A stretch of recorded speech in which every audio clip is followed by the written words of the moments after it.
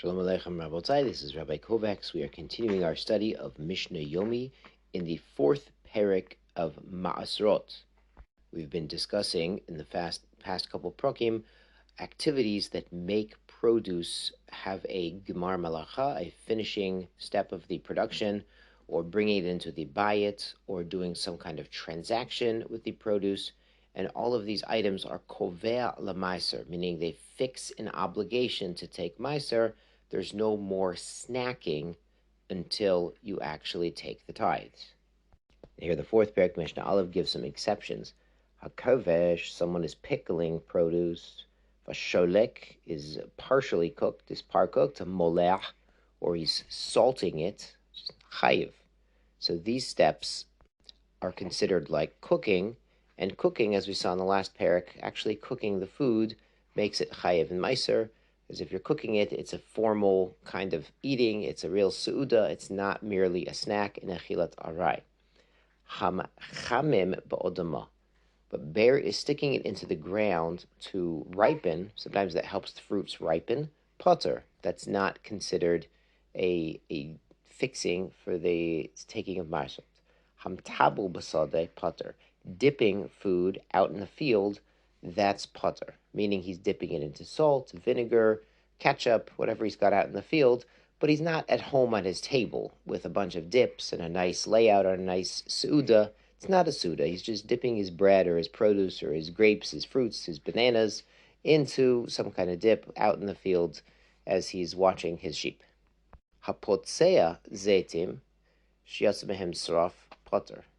Someone crushes olives to make them less bitter, so he's potter. So these are apparently green olives out in the field, so you squish them up a little bit, it makes them more edible, even though they're still bitter. That's not considered a gemar malacha. Hasochet zeitim al besaro potter. Someone who squeezes olives to get the oil on his skin, that's potter. He's squeezing it directly onto his skin, not into a vat, not into a press. Im sochet yodu chayiv. If he's squeezing it into his hand, and then from his hand he's going to go somewhere else to anoint, that is chayiv. It's kind of like processing it in a press. Hamakpi letavshil. Someone skims for a cooked food. What he did here, he poured raw wine into his bowl of his food. Now the food, the tavshil, it's been tithed, it's taken care of, but the raw wine has not, because it's not finished wine. Here he got it from the pipe or from the upper vat.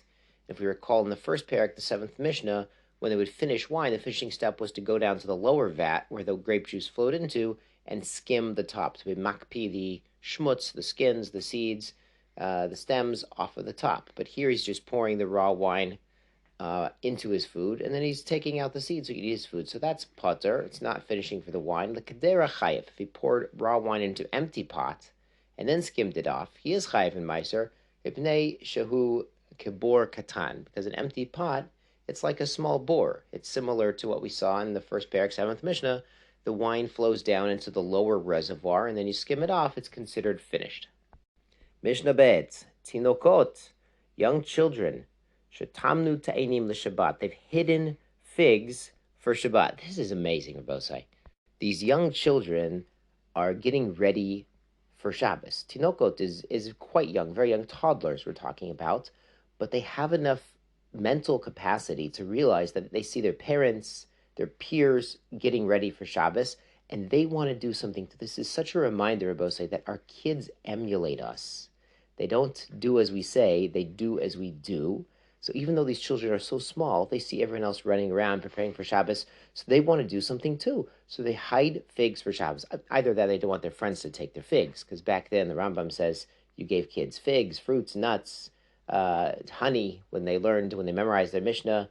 That was their candy. So they're trying to hide their candy, or they're trying to prepare for Shabbos like they see everyone else doing. Beautiful thing. So they hid their figs. And Barner points out, not in the house, because if you brought them in the house, it's kvei l'maiso, they hid them somewhere else. Shachula asran, but they didn't take meiser. These are very smart kids, Baruch Hashem. They know how to take meiser. They see their parents taking meiser. They know what they're doing.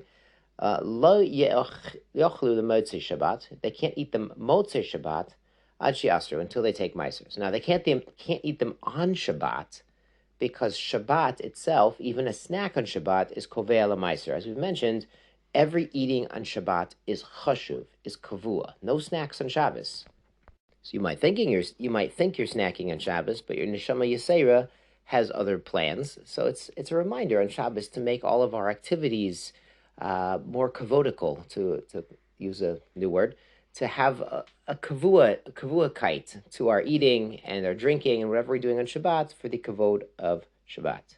So they can't eat them on Shabbat because Shabbat is kovei l'maiser, but even Motzei Shabbat, even though they sort of hid them as a snack, you might have think they could snack from them. No, because their intention, their dot, to put them away for Shabbat is kovei l'maiser. The Bartenura says, Yesh lehem mochshava hanikeret mitoch ma'asehem.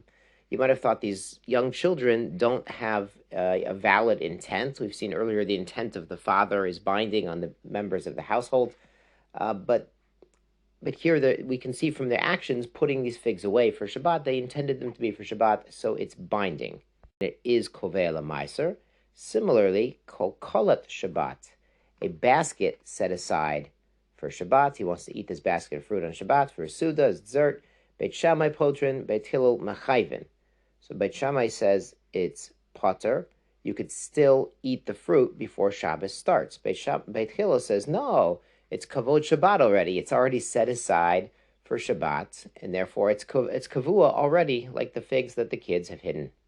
On a similar theme, Rabbi Yehuda Omer, af haloket et kalkala l'shloch chavero. Rabbi Yehuda says, so too someone gathered up a basket full of produce to send to his fellow, lo ya'achil od she'itaser. No one can eat this until you separate meiser. Once you put the fruit in the basket, his intention, his plan, is to send it as a gift. It's kovei. A person doesn't change his mind. He's putting together a nice gift basket, so it's kind of like a kinyan already, which is a transaction for maaser. Mishloach manot for Purim might be a little different because you have to send something ready to eat. So I think there's an assumption that the tithes have been taken. So over there. Have a great day, Rabotai.